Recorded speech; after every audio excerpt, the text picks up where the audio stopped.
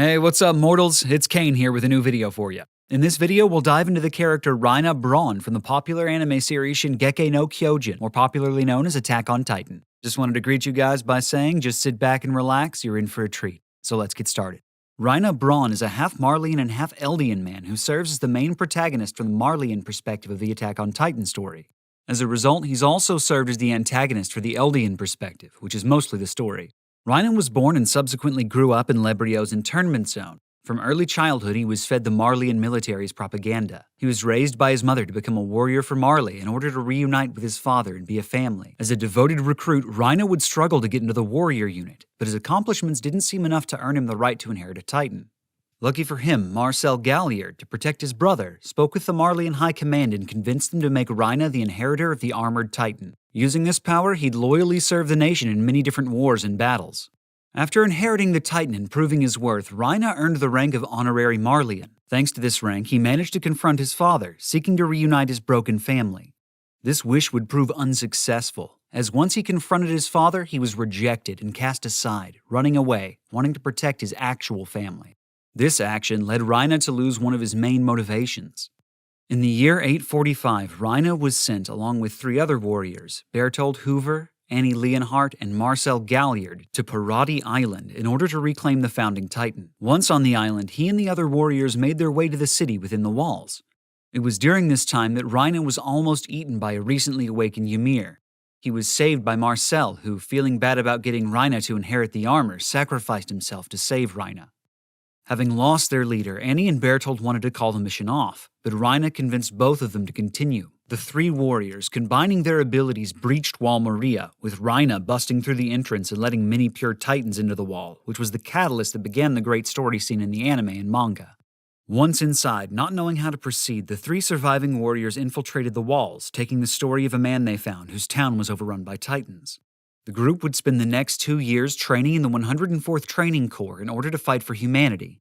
All the while, the 3 warriors collected intel within the walls and tried to find their target. Reina ended up graduating second of his class from the Training Corps. In 805, after numerous requests by his allies to return home, Reina and company decide to attack Wall Rose in order to flush out the founding Titan. The mission ends in moderate success. They did not find the founding Titan, but instead came across the attack Titan, possessed by Eren Yeager. Wanting to return home, but not empty-handed, the group decided to capture Eren. In order to get him, Reina enlisted in the Survey Corps. During a mission to retake Wall Maria, they are attacked by Annie, who at the time was in her female Titan form. A lot of false information was flowing around during this, but thanks to talking to Armin, Reina managed to get Eren's location, which he conveyed to Annie. However, the mission was a failure and resulted in Annie's identity as the female Titan being discovered, and with her encasing herself in a hardened crystal for protection. After her capture, suspecting that Annie may have an accomplice, Commander Smith sends Reina along with all the other suspects to a castle. During this temporary separation, Marley's forces, having grown impatient with how long it was taking their troops, planned a forced extraction. Zeke and Peak are sent into the walls. Once inside, Zeke unleashed a horde of pure titans, which ended up revealing Ymir as the holder of the Jaw Titan. Once they return to safety, Reiner and Bertold have a quick talk before revealing themselves as the Armored and Colossal Titans, respectively. A fight ensues as a result between the present members of the Survey Corps, the Attack Titan, and Reina and Bertold. In his fight against Eren, Reina starts with the upper hand, but Eren manages to gain the advantage as the battle goes on, incorporating martial arts that Annie taught him. Almost defeated, Reina called for help. Bertold reacted, crashing into the battlefield, which dispersed the Survey Corps members and allowed Reina and Bertold to kidnap Eren. The 2 remaining warriors fled, along with the kidnapped Ymir and Eren, to the Titan Forest. There they had a conversation, which was eventually interrupted by the Survey Corps, who came to rescue Eren. Reina and Bertold tried to flee with the hostages, but were stopped by Eren's quick tactical thinking. During the chase, Eren and Ymir are freed. Eren manages to activate the coordinate and send the Titans after Bertold and Reina, but Ymir comes to their aid. Exhausted from the events of the past 2 days, Ymir, Bertold, and Reina return to the ruins of Shiganshina, where Reina tries to persuade Ymir to escape. However, she refuses. The group then return to Marley, where for 2 months they regroup and strategize. During this time, Ymir writes a letter for Krista and is subsequently eaten by the next Jaw Titan. The warriors eventually return to Parati in another attempt to take the founder. Reina almost loses his life in this encounter, escaping by very little. However, both sides suffer heavy casualties. The Survey Corps lost all but 8 members, and the warriors lost the Colossal Titan. The next time we meet up with Reina, 4 years have passed, and he's hard at work as one of Marley's main weapons of war. He's preparing to pass on the Titan and see his suffering to an end, wanting Falco to inherit it. But before any of that can happen, Eren shows himself and has a talk with Reiner. Reiner wants to atone and die at the hands of Eren, but Eren refuses, telling Reiner that he'll keep moving forward.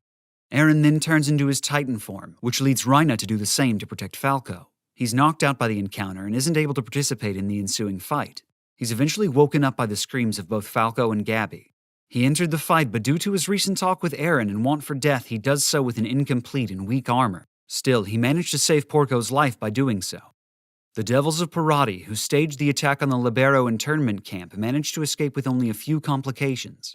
Surmising that Zeke was behind the attack, Marley's military decides to attack Parati. They run into a couple of complications. However, knowing what danger Eren can pose if he's allowed to use the coordinate freely, Reiner pushes for the idea. Reiner and the world's military managed to stage an invasion of Parati a mere month after the attack on the Libero internment zone. Reiner fights hard against Eren during this battle, but Eren, having the powers of the Attack Titan and Warhammer Titan, not to mention his half-brother's assistance, manages to get the upper hand for a time. The tables turn numerous times in the battle, but Eren eventually manages to unleash the Rumbling, destroying all petrification around, even Reiner's armor. With this new reality in front of them, Reiner allies himself with the remaining Survey Corps members who haven't yet joined the Jaegerites to stop Eren from destroying the world. Through many trials, they manage to escape to the mainland, where they hijack a flying ship in order to confront Eren directly. Here they must face Eren, along with all past Titan shifters, in order to stop the rumbling and the cycle of hatred that has existed in the world for so long. Reiner is an incredibly broken man who has lost friend after friend in his person through constant conflict. The continuous damage to his psyche and PTSD he's suffered have led him to almost killing himself and wanting to die in battle. Reiner almost gave himself up to be eaten by Falco. He's a person who feels a lot of guilt, and rightfully so. A broken man who wants nothing but the blissful embrace of death, he still fights for what he thinks is right. He's an interesting character, and one that we're looking forward to seeing more of in the future of the anime. Thank you all for indulging yourselves in all this information thus far. I hope this helped refresh your memory on Reiner and better appreciate his role in the story of Attack on Titan.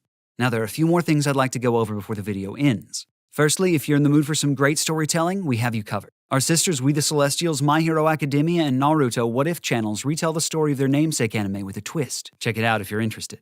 Alternatively, if you've already seen our content over there, you can go check out Noah's story. He wrote the script for this particular deep dive and posts his own What If stories over there, dealing with Rising of the Shield Hero and My Hero Academia. Secondly, on behalf of We the Celestials, I'd like to thank everyone involved in the production of today's awesome content.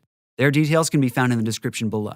Lastly, if you're interested in what we do here at We the Celestials, I'd like to extend you an invitation to join the team. The only caveat is that we only accept members from 16 years and up to join our crew. You can sign up for whichever category fulfills your interest by joining the recruitment Discord using the link in the description below. We're always looking for members to join us. Well, that's it from us for today's video. So thank you all for watching and have a great day.